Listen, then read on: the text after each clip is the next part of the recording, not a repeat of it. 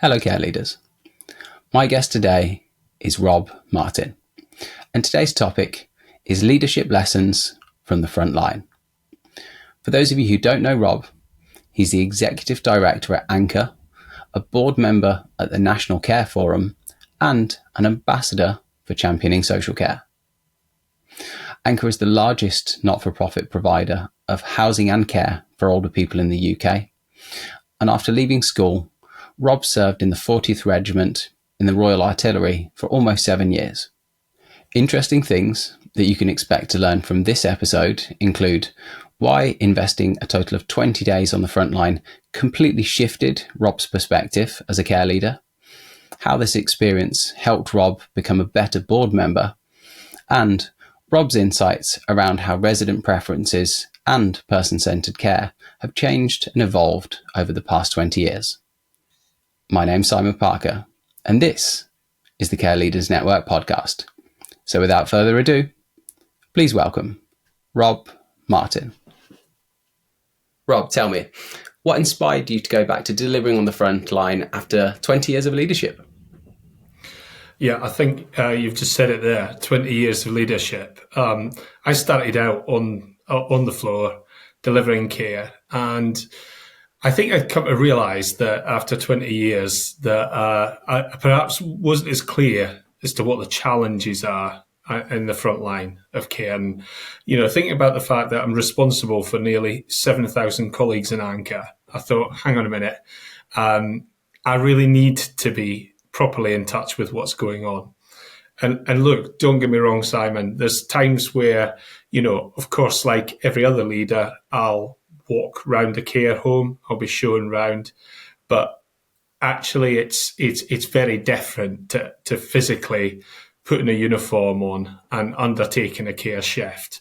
So you get to really feel what it's like, what the pressures are and what the challenges are. So yeah, I thought it was really important to take that step and go back to the floor and undertake some care shifts. Makes a lot of sense. How did that feel to make that step? Because obviously, 20 years is a reasonably long time. You've you've got a lot to be proud of, right? So you've ascended through the kind of, I hate the word hierarchy, but do you know what I mean? You've risen through the ranks as it were. What were your impressions in undergoing that journey and that experience? Well, I think the first thing to say is that a lot has changed in 20 years. I don't think that should surprise anyone. Technology plays a much bigger part in everything that we do. And that's something that I immediately acknowledged, even through the training, to go back to the floor. And I think I should reference that first and foremost, that I had to undergo all of the mandatory training to make sure that all my skills were up to speed and that I can authentically go back to the floor and undertake the shift.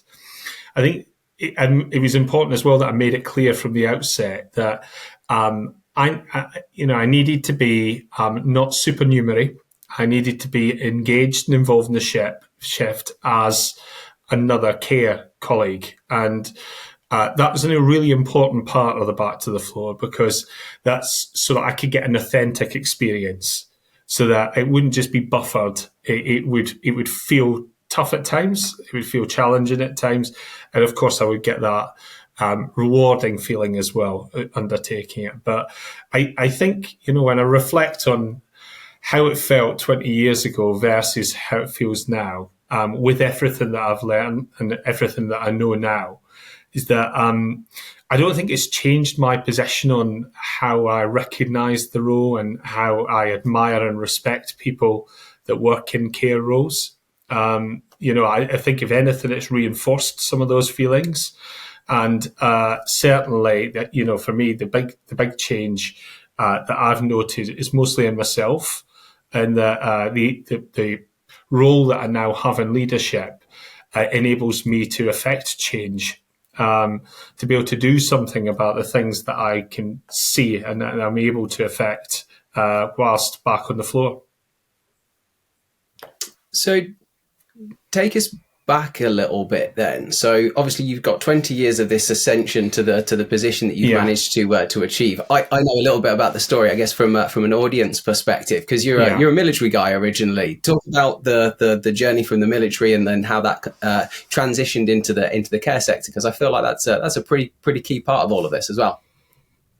Yeah. So I started my journey, rightly as you say, in the military. I left school at 16 years old and joined the military, and I was a gunner in the Royal Artillery, and that seen me tour the world, undertake lots of complex activities. I think, just to try and summarise that briefly, do some ceremonial duties, and develop my leadership skills that still apply today. But I do recall the moment when I left the army and I said to myself, what do I want from the future? What do I want to do now? What's the next step in my life and career? And there was one overwhelming feeling, which is that I wanted to work with people. And I've always had this sense that, that one of my strengths was working with people, and that I'd consider myself as someone who has a high level of emotional intelligence. So I like to take the time to get to know people. I like to listen, and I like to engage in conversations. So care found me, I guess, it's fair to say, because when you apply all those things and consider it in terms of, the different career choices that I could have made, then social care was absolutely a great choice. And I remember when I got my first opportunity to move into social care. When I left the army, I actually retrained into human resources, and my first job was integrating two NHS trusts. So it was project work and doing that activity, and it wasn't very popular work. And I remember thinking, this sort of human resources people work isn't exactly what I'd imagined it would be. Particularly because, as I say, it wasn't very popular, and at that time, I didn't consider myself really making a difference or making an impact to people. So yeah, when the first opportunity arose for me to move into social care, it was an atypical opportunity. It was a care service in crisis. I had experienced a lot of change in leadership. And that meant that it had a poor culture and it had lots of problems going on. But within it, there was some just really good people that had become lost in this poor culture. And that's where I got my first opportunity, because they were so desperate that they agreed to take me on as someone with no social care experience. But it provided me with a terrific opportunity and platform to get to know social care, to work shifts, I'd be scheduling work during the day and then working night shifts, and I was really into every bit of detail that you could get involved with in social care. So it was a steep learning curve, you would say, and that was my introduction in leadership in social care. I can imagine that the part of the thought process there for this willing, keen, able chap was the fact that if you could deal with the chaos of the military, that being in the chaos of an underperforming care service would be maybe something that would flick your switch and that you get stuck in. It sounds like you did a good job of that. Yeah, absolutely, and that's exactly right. And I think I've been quoted using this saying before, which is, it could be worse. We could be getting shot at. And I mean, that sounds a little extreme, but the reality behind that is that, you know what, no matter how bad things seem, we can get through this and we can make it better. Yeah.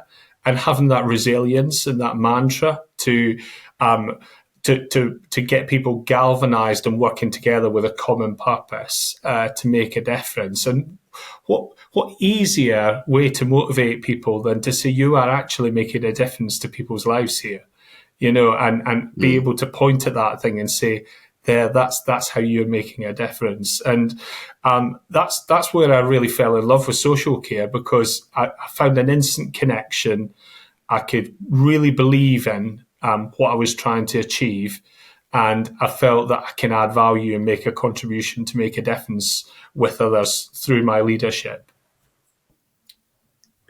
Did you experience some of those same feelings? So in the same way as when you were, sounds like you were kind of thrown in at the deep end. I don't know what the service that you were where you've been re-engaging in the front line, if you Yeah. if you like. I can't imagine it would be in that kind of recovery type set of circumstances. So removing some of the chaos of the turnaround environment, were you feeling those same feelings again from your first experiences of care?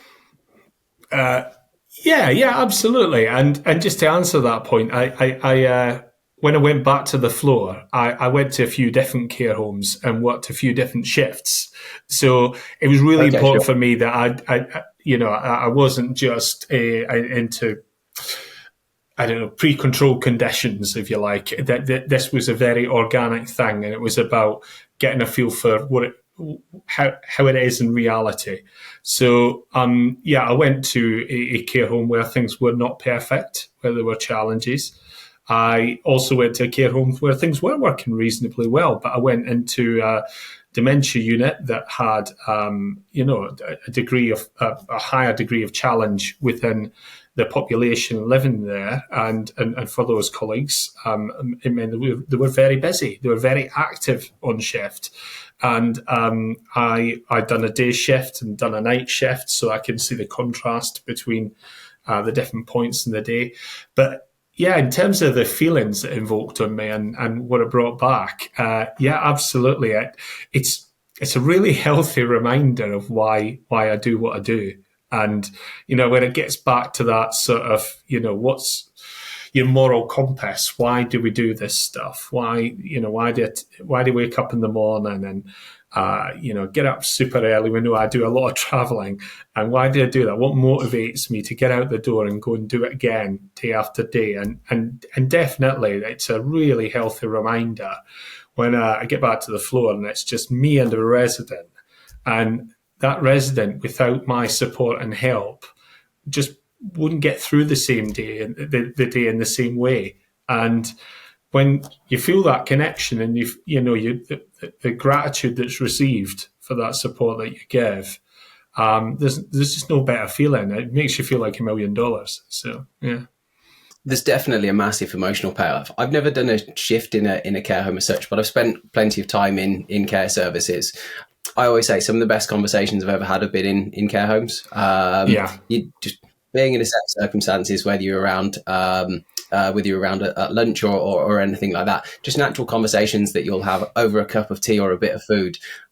It's wonderful, and you can tell it's an immediate feedback loop on how you're doing as well, in as much as how you're supporting, how you're caring, how you're driving the conversation, how you're listening, how you're interacting, all of that type of stuff, and you see the person engaging and smiling and interacting and all of that type of stuff. It's a very specific set of circumstances, and it's a very warm feeling that you get as a result of it as well, which is very special, very, very special.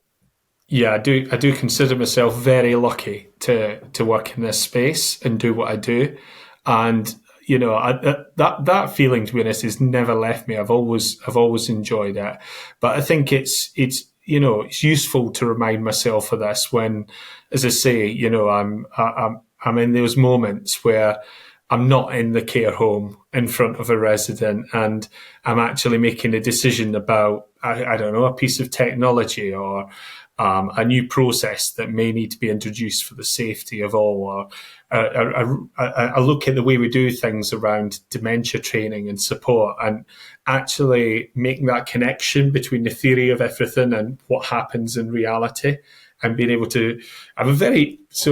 Just as a sideline to that, I'm a very visual person. And so, I when I look at something on paper, let's just say I take a look at a process, then I like to be able to visualize that process being played out. And what helps that visualization is if you've got those real experiences banked that you can kind of walk through real time in your mind, and it can for me, it helps bring it to life, and it helps me to identify if it's workable or if it's not, or if there's any tensions in it that might occur. So certainly, that side of it's really helpful to me as well. In that context as well, because you've got imagine the difference in between the front line and, let's say, the boardroom as a kind of almost extreme example of kind of the either ends of the spectrum, if you like. What were the big challenges? Obviously, you're in the homes an awful lot, so it's not like you're not seeing this. But to your point, there's a big difference between the kind of the theory and some of the conceptual work that you're relating to in the boardroom versus what's actually happening on the front line and on the floor. What were the biggest surprises as you went through that process, and what types of things did you come away with? I come away with a lot of takeaways from that, and I think I've pointed to technology a couple of times, and I think I will cite that first because I think in terms of technology, we've moved on so much in such a rapid period of time in terms of the implementation of digital care planning, digital medication management, signing ups for feedback and things like that. So technology is just everywhere in a care home now, and adjusting to seeing carers walking around with a mobile device in their hand, for example, if you just go back a few years, that would have been a big problem. People would immediately say you're distracted, you're not focused on the resident. But actually understanding how these devices are being used helps us to appreciate and understand how much more focused we are on residents and how much more time we're able to spend with the residents thanks to technology. But yeah, so one of the things I guess it surprised me was just how colleagues are adapting so well to using the technology to benefit, and recognizing that that's something that surpassed even my expectation at this stage. That it's great to see how well they're all engaging with it. If anything, I felt like the person that was out of touch when I held one of these handheld devices for this first time. And I worked as part of a double up to try and articulate a double up personal care that we just provided. And we went to key these in, and the care worker next to me, the care colleague next to me, was, working at a pace that was probably 100 times quicker than the pace I was operating at, which frankly felt quite embarrassing in the moment. But the reality was that it's exciting as well. It's exciting to see how well they'd adapted to using it and using it well by using it every day and really exploring it and making sure they get the maximum use out of the system. So that's one of the things that surprised me. The other was I was surprised as well by how the diversity of our care colleagues had shifted so much. I mean, look, I see the data. I see our recruitment. I see our retention rates. I see when I walk around, I can see the diversity of our colleagues. But it's not until you stop and spend more than 5 minutes speaking with each individual colleague, you get to really learn something about them. And I think I was surprised by the breadth of diversity of colleagues, and perhaps would be guilty of making assumptions as to where they've come from, what their career pathways have been. I think I recall speaking with one colleague who'd completed university and hadn't really nailed down what the next was, and stumbled upon social care. A lot of people have preconceived ideas, and I think the rhetoric has always been that social care is the place where people land, where they run out of career options, rather than being a targeted profession. And one thing that surprised me is I think that's shifting. It's shifting more than I'd even realised and given it credit for in terms of the professionalisation of care. So spend that time speaking with people, learning about their stories and their ambitions, and what brought them into social care was something that, it broadened my mind in terms of how diverse our workforce is and how far it's come on. Yeah, I can imagine being in the thick of it's going to make a real difference, as I say, and I guess that's part of the reason why I asked the question. It's Yeah, seeing the stats, seeing the data, all of that type of stuff. It's great, it's insightful, but it's not as real as being in a care environment and seeing yeah, it in spirit, experience, and getting the benefit of being amongst such a diverse workforce as well, which is yeah. I can imagine that was absolutely fantastic. And whether what was the reception like from working in a care home rather than visiting? Because it's a very different environment as well. I can imagine that there's kind of having. I know that like this isn't the way that you would position yourself, but like the kind of having the big boss in and amongst the team and Yeah. things. I can imagine it's always going to be met with a certain amount of trepidation, but you're a very easy, warm guys to say you're very people focused anyway. So maybe less than other people who might be less present in the Yeah. care service. But it'd be interesting to get your experience of what it was like to be in and amongst and seeing the responses from the other team members as well. Yeah, certainly. Yeah, I think it was. I was smiling there. I was laughing because there's a moment where care colleagues are literally rubbing their hands together at the prospect of the managing director coming and spending a day on a shift. And to put point to this, I talked about, as I was going through the training, I talked quite openly. I do like a weekly blog, and I post videos quite routinely and information on an internal intranet system that we have, Workplace by Facebook. So it's much like Facebook. I don't overindulge in that. It's absolutely about colleagues owning that space. But I chip in and give my contribution within that space.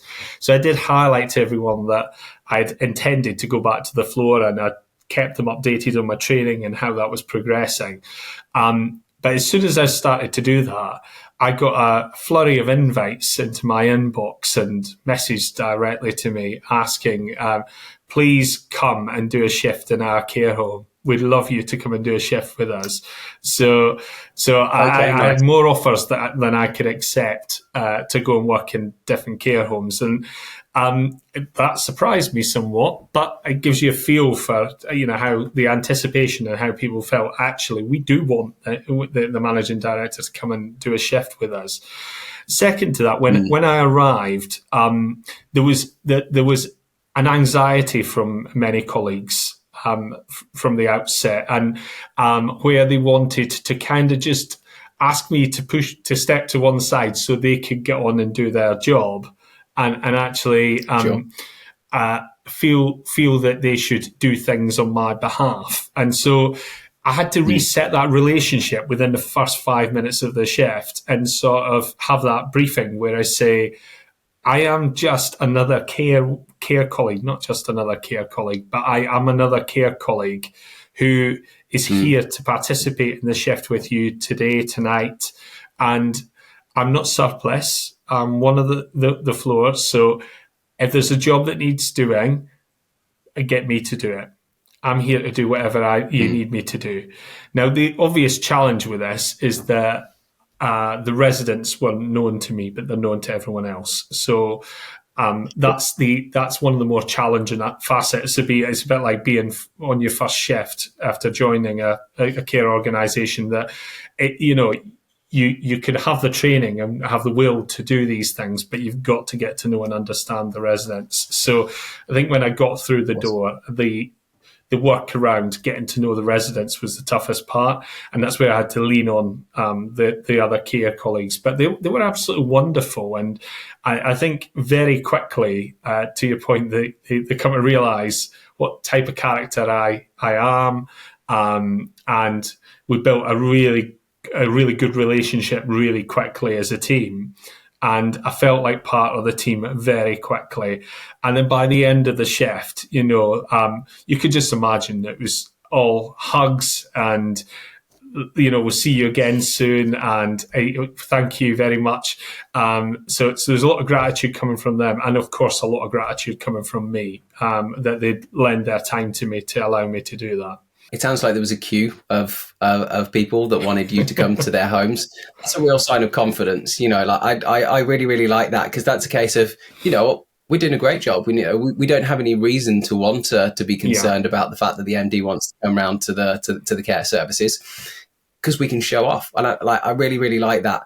I think it's one thing that I think is it's almost ubiquitous within health and social care as well. You've got these incredible people who I know it was a slip up a minute ago, but this kind of idea of just a care worker. These people aren't just care workers; they're making a that's real right. impact Yeah, in people's lives every day.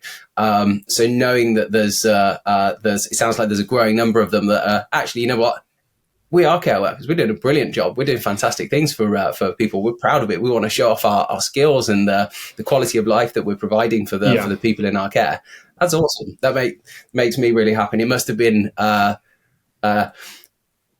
real thrill knowing that you were going to get some of that experience. But then also as well, for maybe some of the people that maybe did have a little bit more trepidation, to be able to build those relationships and have those real conversations and show that you're mucking in and all of that type of stuff. It makes me think actually of a conversation I had with John Godden, the chief exec at Salutum. He was talking about building relationships in the context of acquisitions, and often if you do an acquisition and then you've got the people that as long as you're paying them and they're able to get on with their job, they're completely happy. Wouldn't matter who owned the company.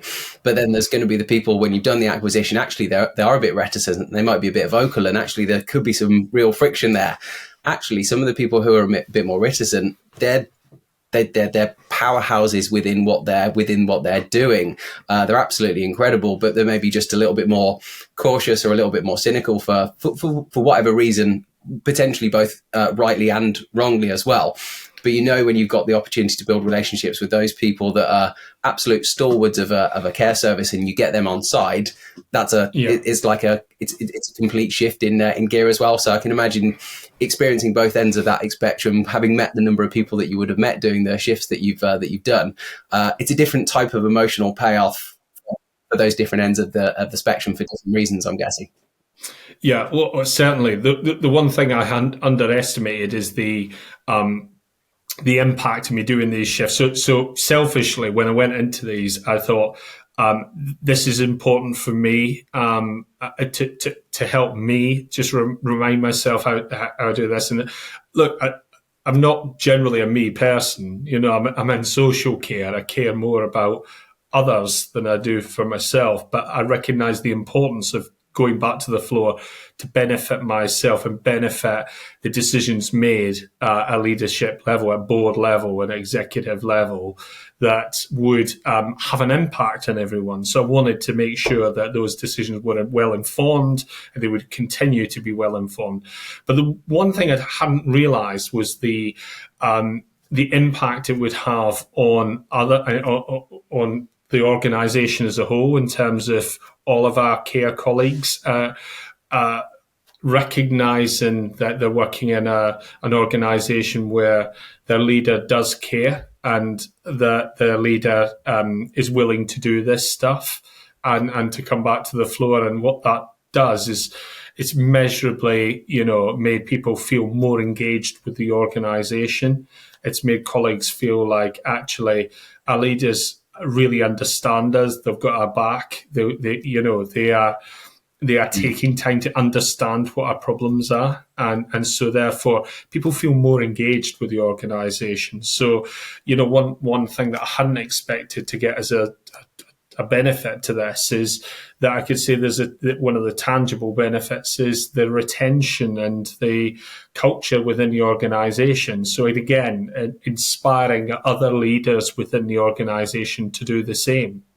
So, again, we'll go back to the theory of these things. I spend a lot of time talking about something that's sort of talked about not just in social care, but across many businesses across the country and leadership, which is the upside down pyramid. The behaviour and mantra and culture that emulates makes clear the idea that that the CEO of an organisation is the least important person, and the customer-facing people are the most important people in the organisation. And some live that out more clearly than others in terms of how things are done within an organisation and how ideas are informed and how how people are listened to. But yeah, the reverse pyramid and how I was articulating that, and the desire to make sure that people understood that anyone resident facing would be more important than anyone in the centre of our organisation that's there to support.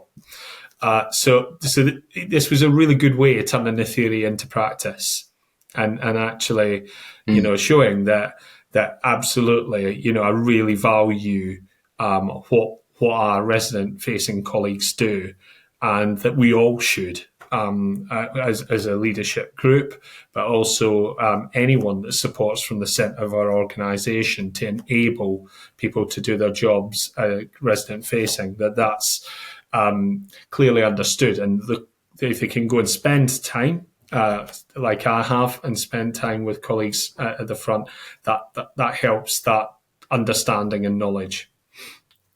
The ripple effects, I guess, amongst the kind of leadership and the senior leadership team as a result of you doing that, I'm guessing that's palpable, right? There's things that you can see that are happening as a result, having done this now, that are making a big impact.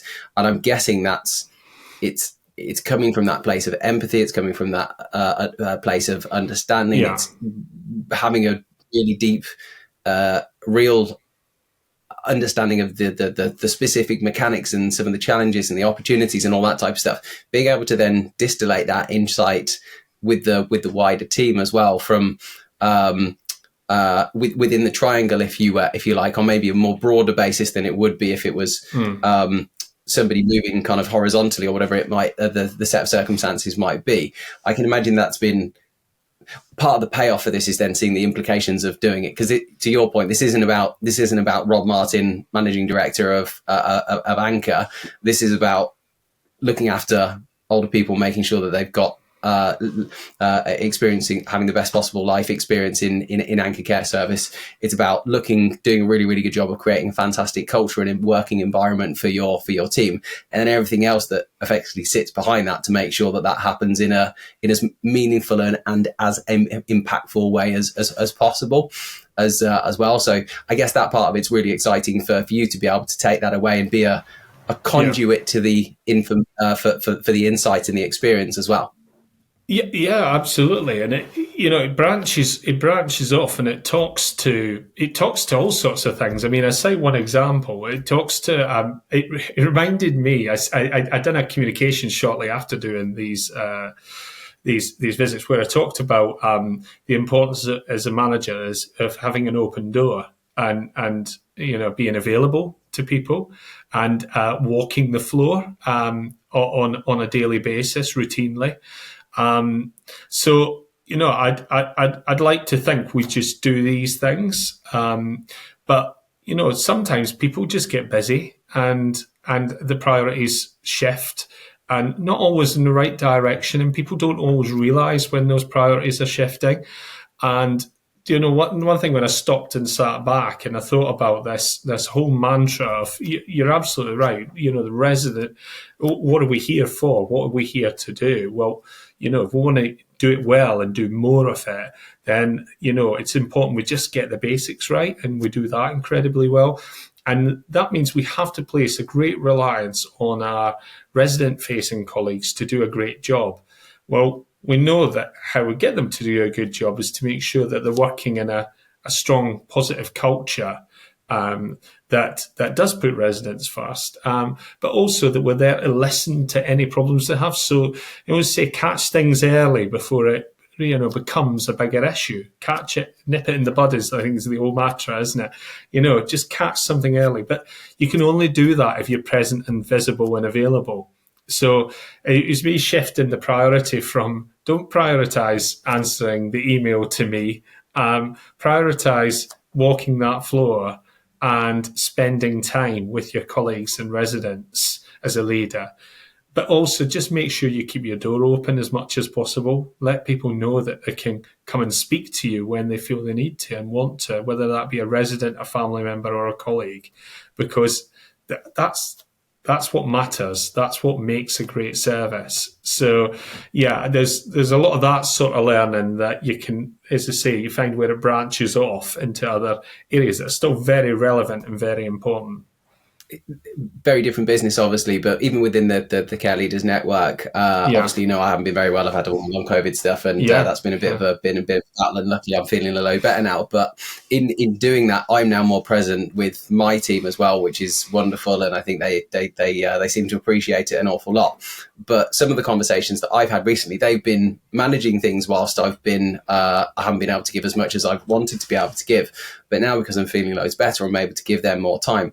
And some of the just absolute gems, little pieces of information that either they've been a bit worried to share with me, or they felt bad because it almost like it's a big subject and it might need some change, and because I haven't been around to be involved with it, all that type of stuff. We're kind of almost opening up some of those conversations now, and it makes me really, really proud, because I know they've been doing an awesome job in the meantime, but maybe there's a little tweak here or an investment there, or I'm now aware of loads of roadblocks that I can then get out of their way. And a lot of the time it's relatively innocuous stuff. It's not absolutely massive, but there's a piece of technology that we can invest in that's like a couple of £100 a month that can automate a load of things that otherwise a team member would have ended up spending a load of time on.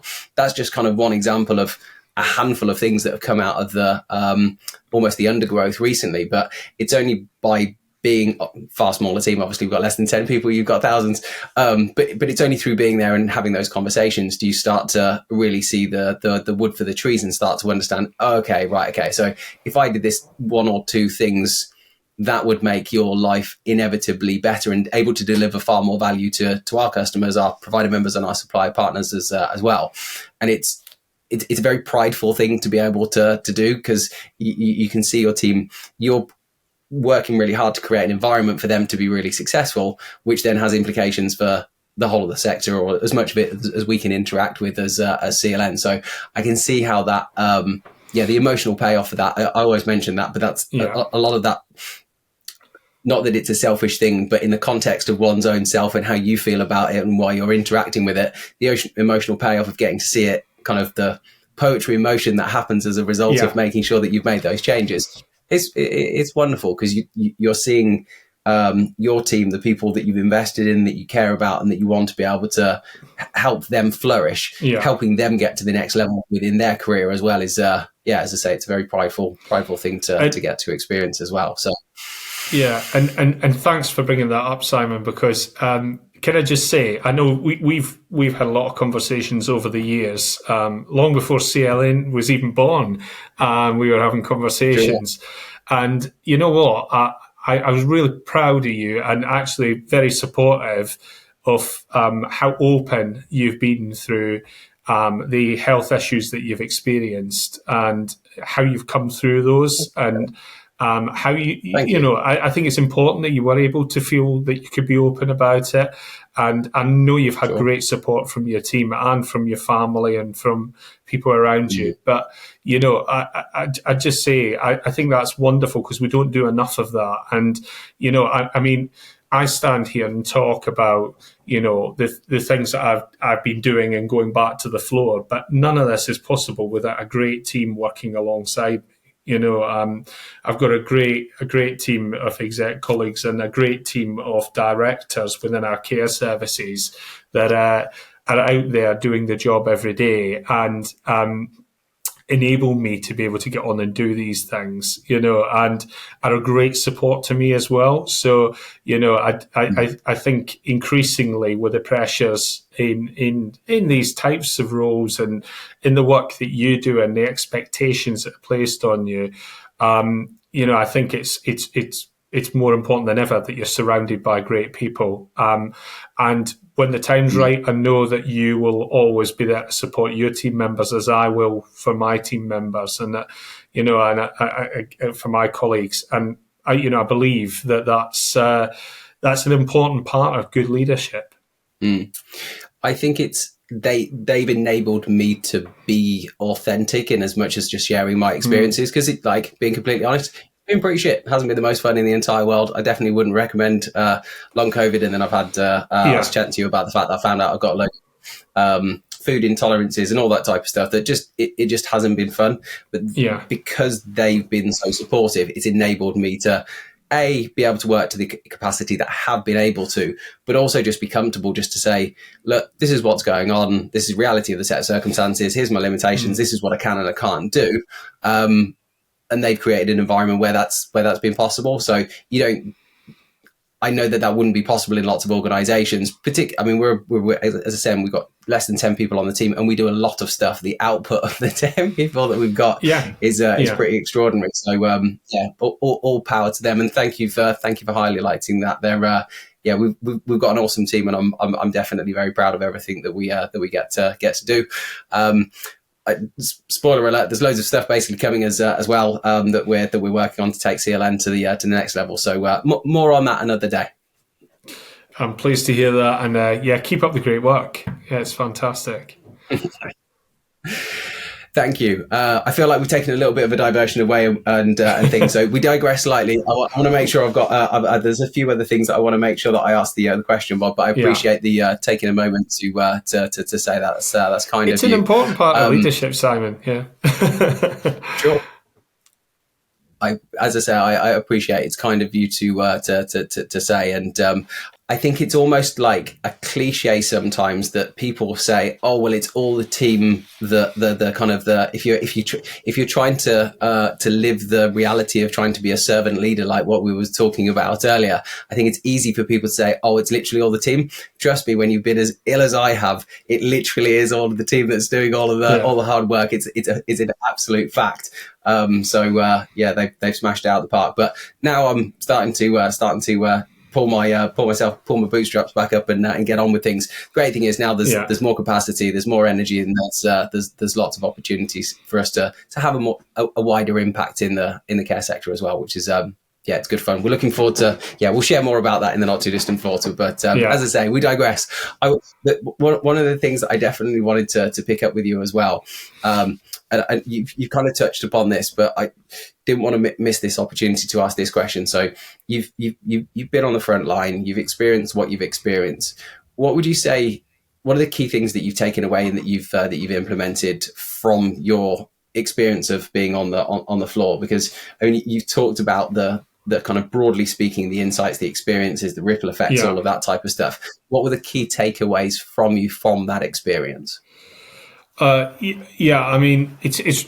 I think you made the point earlier. It's really hard to just pin down a shopping list of things because there's just so many things and so many ways culturally it shifts the dial, and I think that's probably where I'd start is that recognition and acknowledgement that going back to the floor is far more impactful than just going back to the floor.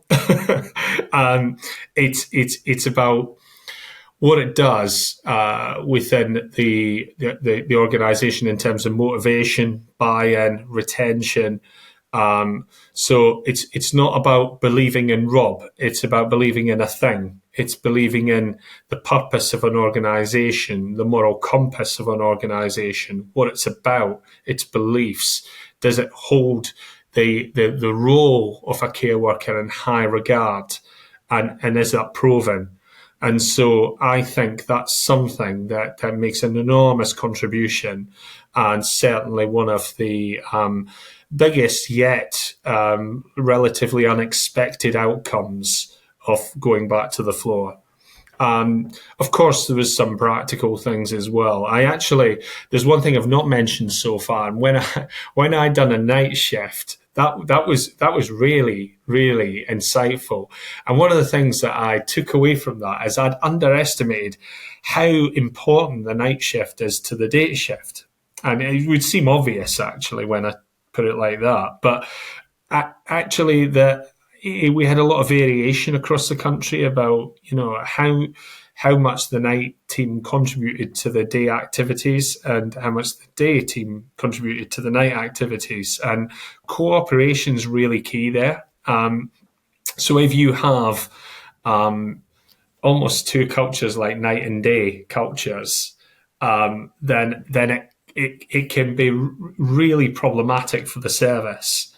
But if you've got that harmony and harmonious culture where they understand one another, they understand that by doing that thing, if time permits, it actually helps the next shift cycle, the next group of people coming into work. So I really admired. I was out on a night shift in a care home in Newcastle, and the night team there were just brilliant. They were so good, and they did so much work for the day team. You know, they got everything sorted. They done all the housekeeping, even though there's no housekeepers on during the night. That was another thing that just surpassed my expectations. So they said, look, if you've got a bit of time where things are a little bit quieter and residents are sleeping and we've done our checks and things, then rather than just sitting down, we keep active. We get on and do some things to help the day team land in the morning in a way that's much more organised. So breakfast things are out and ready, everything's sorted, ready to go. So I took a lot of learning from that, and it was very practical learning. So I took all that practical learning away as well. And I think, again, you've heard me quote different points of learning throughout our discussion. But there's just a wealth of stuff that's come from it that I'll continue to reflect on and apply even now, as we go through 2025 and into 2026, some of the things that will change as a result of everything that I've taken away from that. I would imagine the long tail of this will be quite significant. You will be in leadership meetings, in board meetings, in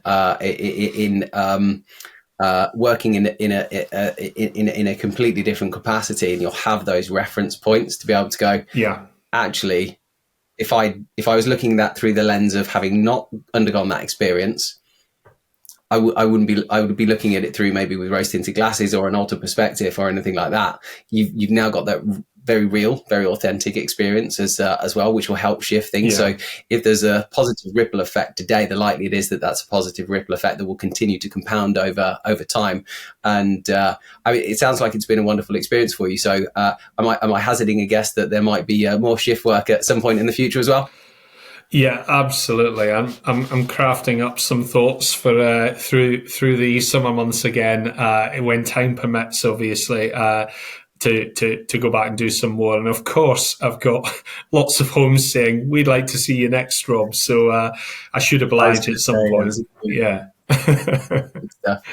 Well, the fact that you want to go back and you've seen the positive impact that it's had, and you know that there's an opportunity for further positive impact, I'm hoping that people are going to watch this and to go, you know what, I haven't done it in a while, or if not at all, maybe in some instances as well.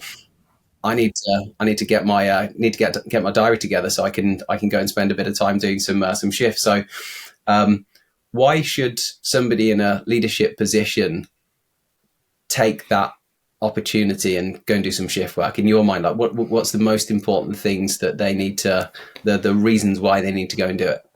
Yeah.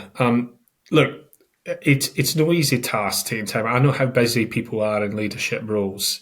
What is it? I worked this out, and I said, to do a half decent job of it, you're talking about committing 20 days as a senior leader out of it. But consider this. I have the responsibility for 121 care homes and some other regulated services across the business. I'm the nominated individual. I have a lot of responsibilities, but nothing is more important than making sure that we're providing a good quality care in the front line. And I think with it through our care colleagues. And I think in order to realise that criticality and recognise it and understand what's going on within your business, this is a critical component. So it's time well spent. I would say the next thing I would say to that as well is that anybody that's studied leadership and understands anything about leadership, then should acknowledge this point, that the perceptions, your perceptions, and how people position themselves to you in terms of how you're fed information and how things are delivered to you and how people show you the world is always going to be slightly skewed. It's going to be different to the reality because of your role, because of your role as a leader. Then people want to show you the nice stuff and they want to steer you away from the not so nice stuff. And that's human nature. That's not somebody seeking to dupe you. It's just human nature. They want to impress you. So you're going to have a slightly skewed version of reality. And the way that you get past that skewed version of reality is going and seeing it for yourself. Now, yeah, visits to care home can do some of that, but nothing does it as well as going back to the floor and doing a shift. On that note, I can't think of a better way to wrap up this conversation. So, Rob Martin, it's an absolute pleasure. Thank you so much for your time. Thank you for taking the time to do it as well. Because I like I would say, and this is maybe a bit of a bold thing for me to say, but not enough care leaders take the opportunity to go and do it, and it is an opportunity. It's a beautiful thing to do.